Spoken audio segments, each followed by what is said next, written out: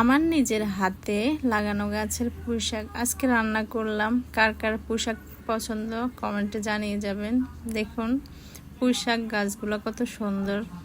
আমার তো এগুলো কাটতে ইচ্ছে করছিল না, তারপরে কি আর করব, এগুলো না কাটলে তো নষ্ট হয়ে যাবে। আজকে রান্না করব তাই কেটে নিলাম। অনেক সুন্দর হয়েছে গাছগুলা। আমি ছাদে এগুলা লাগিয়েছি, বেশি দিন হয় নাই। এগুলো আমি কেটে ধুয়ে পরিষ্কার করে নিলাম রান্না করার জন্য।